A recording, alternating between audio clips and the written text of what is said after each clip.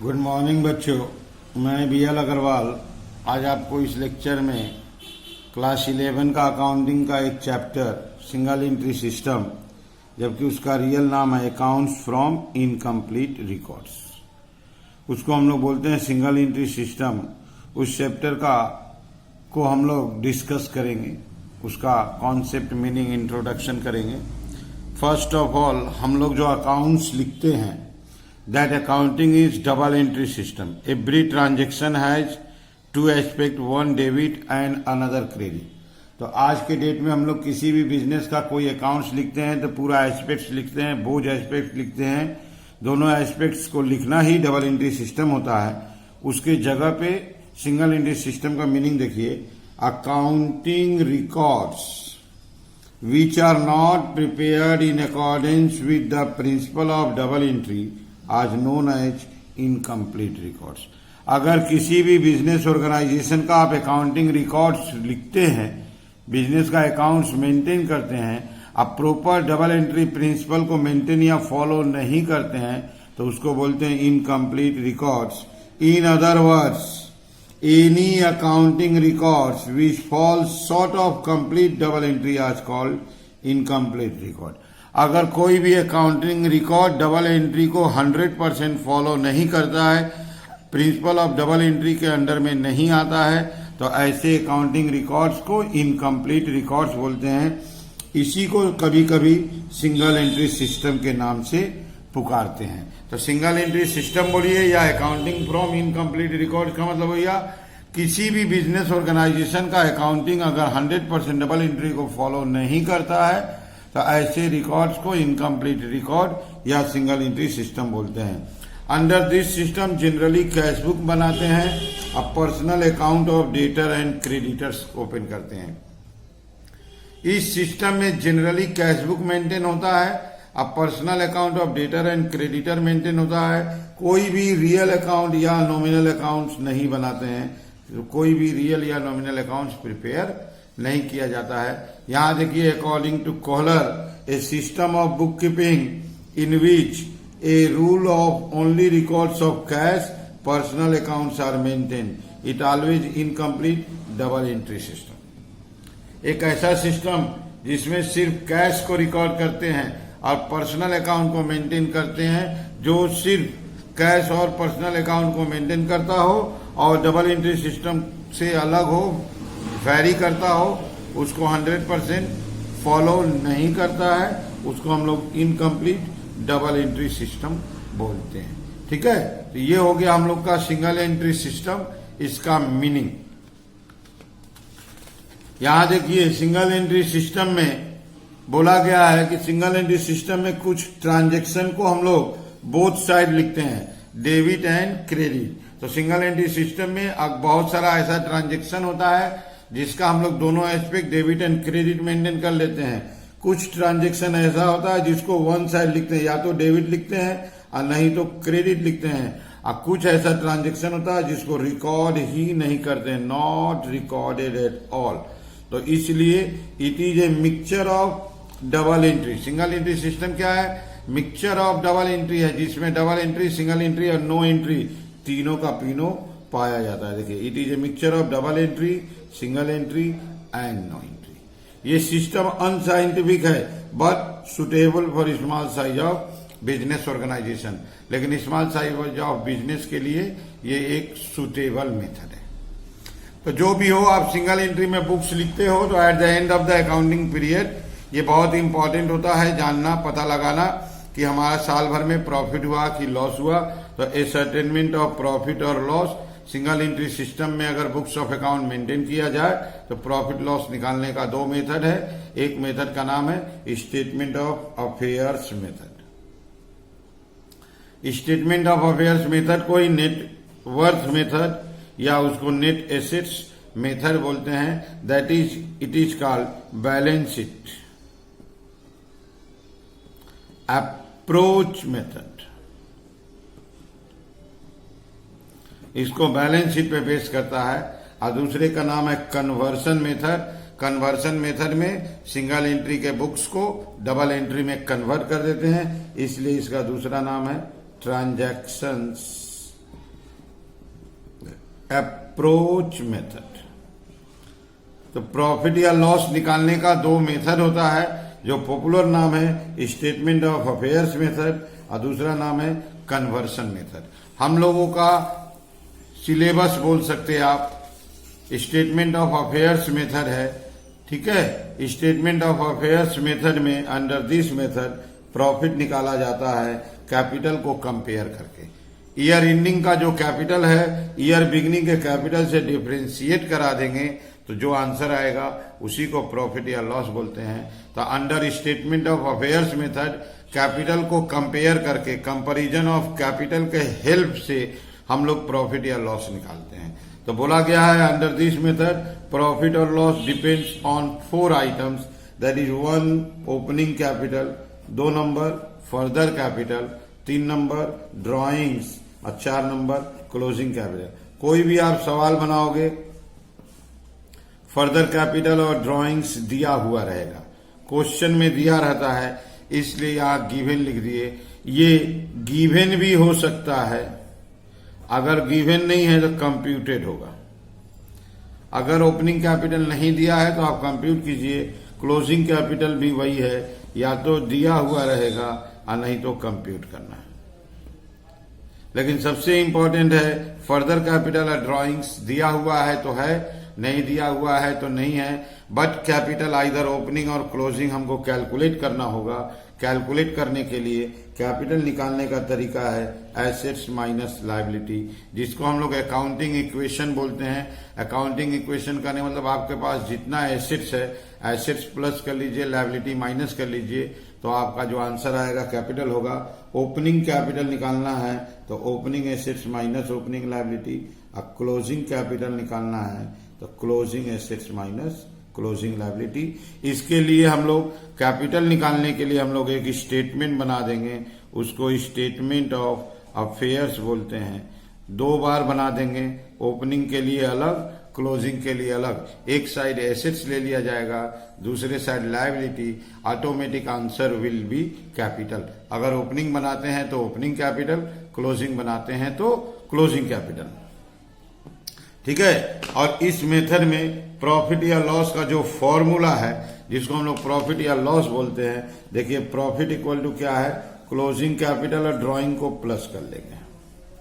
Closing capital drawing को plus कर लिए, opening capital and further capital को प्लस कर लेंगे। दोनों का डिफरेंस जो होगा वो प्रॉफिट होगा। इस प्रॉफिट को हम लोग ट्रेडिंग प्रॉफिट बोलते हैं। फाइनल नेट प्रॉफिट अगर पहुंचना है तो इस प्रॉफिट में आपको कुछ एडजस्टमेंट्स करना पड़ सकता है। That adjustment may be of depreciation, bad debt, provision for bad debt, interest on loan, expenses outstanding, prepaid etcetera. अगर ऐसा एडजस्टमेंट दिया हुआ है तो वो एडजस्टमेंट करने के बाद जो प्रॉफिट आएगा that profit should be net profit, ये हम लोग का फाइनल प्रॉफिट होगा। तो सबसे पहले हम लोग कैपिटल के हेल्प से एक प्रॉफिट निकाल लेंगे, उस प्रॉफिट में कुछ एडजस्टमेंट कर देंगे, उस एडजस्टमेंट के बाद जो आंसर आएगा वो नेट प्रॉफिट होगा। चलिए इसका कुछ प्रॉब्लम सोल्व करके देखते हैं, जहां कैपिटल का डिफरेंस करके प्रॉफिट निकाला जाएगा, ठीक है। चलते हैं कुछ प्रॉब्लम की तरफ, okay.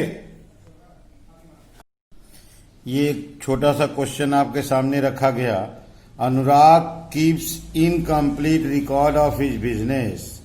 He gives you the following information.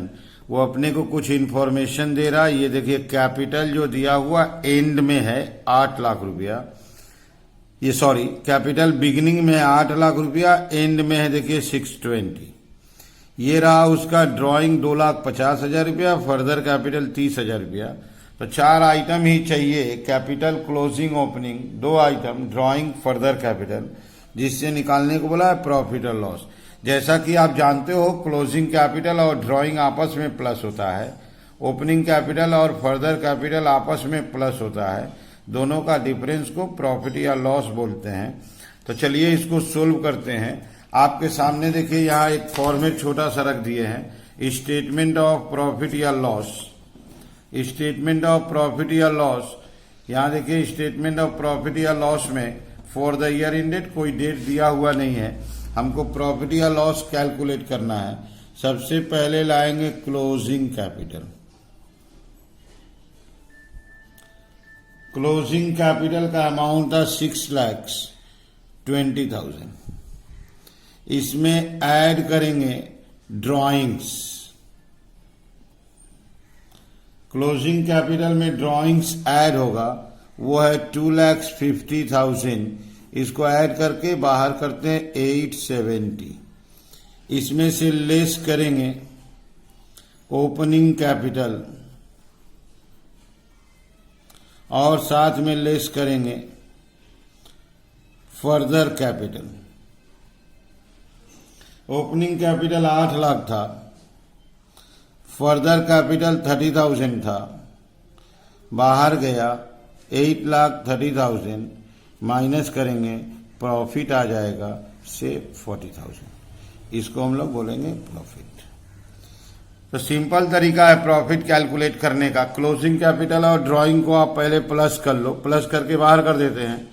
उसमें से ओपनिंग कैपिटल फर्दर कैपिटल दोनों माइनस करना है, तो इसको अंदर रख के प्लस कर लिए, ऊपर से माइनस किए, दिस इज आवर प्रॉफिट। ठीक है, ये सबसे छोटा सा सवाल था प्रॉफिट डिटरमाइन करने के लिए। चलते अगले प्रॉब्लम की तरफ। ये देखिए नेक्स्ट प्रॉब्लम आपके सामने रख दिए। कवीस जो अपना books of account single entry पे मेंटेन करता था, 1 अप्रैल 16 में उसका कैपिटल 3 लाख रुपया था। 1 अप्रैल दैट इज ओपनिंग है, ओपनिंग कैपिटल 3 लाख रुपया दिया हुआ है। एंड ऑफ द ईयर में उसको एक एसेट्स लायबिलिटी का लिस्ट दिया है, bank, furniture, machine, debtor, stock. ये पांचों का पांचों एसेट्स है, 2 लायबिलिटी है, क्रेडिटर और बिल्स पेबल। ये ईयर एंडिंग में दिया हुआ है। इसके हेल्प से क्लोजिंग कैपिटल निकल जाएगा। जैसा कि आप जानते हो capital equal to assets minus liability. तो एक स्टेटमेंट ऑफ अफेयर्स बना लेंगे जिसमें one side asset another side liability लिख देंगे, एसेट्स प्लस करके लायबिलिटी माइनस करेंगे तो कैपिटल आएगा। एंड दैट कैपिटल 31 मार्च का होगा, क्लोजिंग कैपिटल होगा। यहाँ देखिए फर्दर कैपिटल 40,000 दिया है और ड्राइंग 15,000 दिया है। बोला स्टेटमेंट ऑफ प्रॉफिट और लॉस बनाइए। चलिए सबसे पहले क्लोजिंग कैपिटल निकालेंगे, उसके बाद स्टेटमेंट ऑफ प्रॉफिट और लॉस बनाएंगे। ठीक है, ये रख दिया आपके सामने स्टेटमेंट ऑफ अफेयर्स 31 मार्च 2017। ये क्लोजिंग कैपिटल निकाल के देगा। सबसे पहले cash at bank, that is bank balance था 25,000। फर्नीचर 2,20,000। एसेट्स साइड में एसेट्स को फिलअप कर देंगे। मशीनरी 75,000।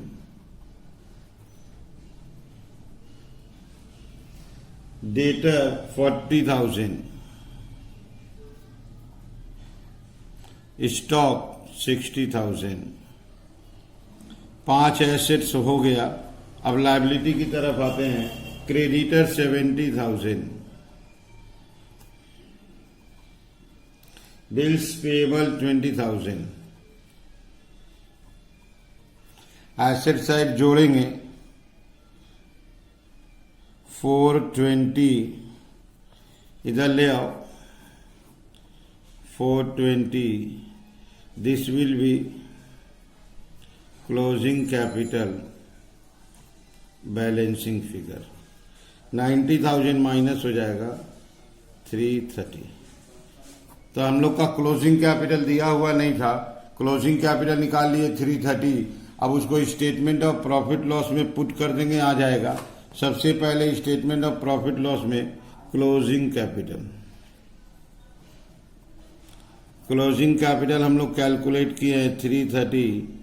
इसमें ऐड करेंगे ड्राइंग्स। ड्राइंग्स का अमाउंट था 15,000। अब इसको बाहर कर देंगे 345। इसमें से 2 चीज लेस होता है। एक लेस में आता है ओपनिंग कैपिटल और दूसरा आइटम आता है इसमें further capital. Opening capital question में दिया हुआ था 3 लाख रुपया। अब फर्दर कैपिटल क्वेश्चन में दिया था 40,000, तो बाहर गया 340,000, तो आंसर बच गया 5,000 एंड दिस 5,000 इज प्रॉफिट। तो ऐसे करके क्लोजिंग कैपिटल नहीं दिया हुआ था तो पहले क्लोजिंग कैपिटल डिटरमाइन कर लिए, फिर स्टेटमेंट फिक्स होता है, क्लोजिंग कैपिटल ड्राइंग को प्लस करते हैं, ओपनिंग फर्दर माइनस करते हैं, आंसर विल बी प्रॉफिट। ठीक है, चलिए नेक्स्ट प्रॉब्लम की तरफ चलते हैं। ये देखिए आपके सामने एक क्वेश्चन रख दिए, रामा कोई है जिसका बुक सिंगल एंट्री सिस्टम में था, उसका एसेट्स लायबिलिटी का लिस्ट दे रहा है। ये देखिए लास्ट ईयर का है, ये करेंट ईयर का है, तो दिस इज ओपनिंग और ये क्लोजिंग। लिस्ट क्या चीज का है? कैश, डेटर, स्टॉक, मशीन, ये 4 आइटम एसेट्स है, क्रेडिटर और बिल्स पेबल लायबिलिटी है। ओपनिंग के लिस्ट से ओपनिंग कैपिटल निकलेगा, क्लोजिंग के लिस्ट से क्लोजिंग कैपिटल निकलेगा।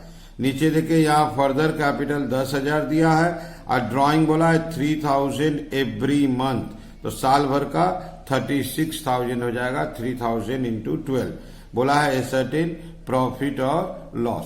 ठीक है, सबसे पहले हमको ओपनिंग कैपिटल कैलकुलेट करना होगा, उसके बाद क्लोजिंग कैपिटल, देन हम लोग उसको स्टेटमेंट में सेटअप कर देंगे, आंसर आ जाएगा। ठीक है, सबसे पहले हम लोग ओपनिंग बनाएंगे, स्टेटमेंट ऑफ अफेयर्स, जहां से ओपनिंग कैपिटल कैलकुलेट करेंगे। Cash 1,000,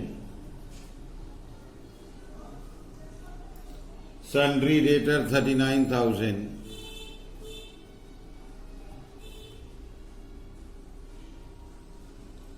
stock 34,000, plant and machinery 60,000, creditor 15,000। यहां निकलेगा opening capital, opening capital balancing figure, इसको प्लस कर लेंगे 1,34,000, इधर लाएंगे 1,34,000, 15,000 माइनस हो जाएगा 119। जैसे हम लोग ओपनिंग कैपिटल कैलकुलेट किए ठीक उसी तरीका से क्लोजिंग कैपिटल कैलकुलेट करेंगे। अब एसेट्स एंड लायबिलिटी क्लोजिंग वाला लेंगे 31 मार्च 18 का, सॉरी यहां डेट गलत दे दिए। Cash 900, sundry debtor 45,000, stock 32,000, plant 80,000, creditor 14,900 और बिल्स पेबल 5,000। या आंसर आएगा कैपिटल क्लोजिंग बैलेंसिंग फिगर। इसको प्लस करेंगे